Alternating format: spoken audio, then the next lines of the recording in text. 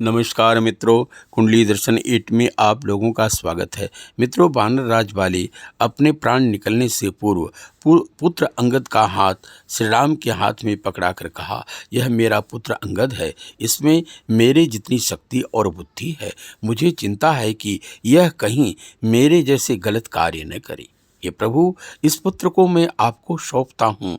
आप मेरे पुत्र का हाथ पकड़ लें तो मुझे शांति होगी। अंत समय में बाली के अंदर शरणागत वत्सलता का विश्वास जागृत हुआ। आइए यहाँ पर जानते हैं अंगद के अंदर श्री राम के प्रति पूर्ण विश्वास कब जागृत हुआ।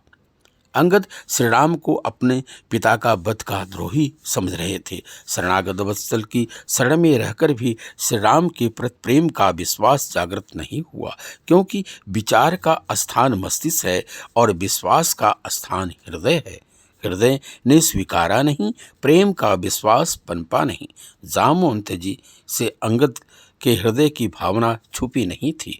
उदार शिरोमणि भगवान श्री राम भी अंगद के हृदय से पिता का द्रोही हूँ इसको निकालने के इच्छुक थे। सुबेल पर्वत पर पहुंचकर जामवंत ने मंत्रिमंडल के सामने प्रस्ताव रखा कि रावण बाली का मित्र बना है। रावण को एक बार समझाने के लिए बाली का पुत्र अंगद को शांति प्रस्ताव लेकर भेजा जाए।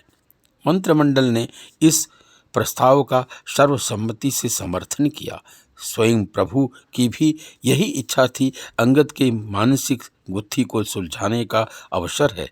साथ ही साथ अंगद द्वारा रावण को एक राजनीतिक चुनौती थी कि तुम्हारे मित्र के पुत्र को तुम्हारे पास भेज रहा हूँ, जो मुझे अपने पिता का हत्यारा मानता है।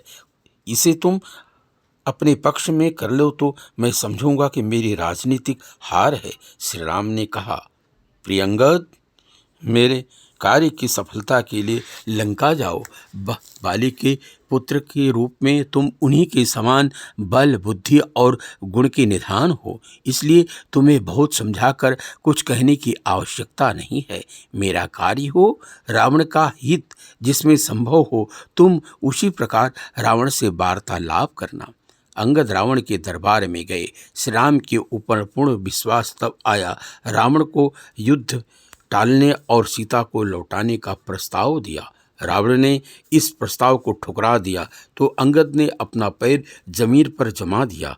रावण को हिलाने की चुनौती दी। रावण जो स्वयं को बहुत शक्तिशाली मानता था और अंगद के पैर को हिलाने में असफल रहा। भगवान के ऊपर विश्वास ही अंगद को अभूतपूर्व शांति प्रदान की। अंगद का श्री राम के ऊपर पूर्ण विश्वास तब जागृत हुआ जब लंका में अंगद का पैर कोई नहीं हिला सका। मित्रों, अच्छा लगा हो तो लाइक सब्सक्राइब करें। धन्यवाद।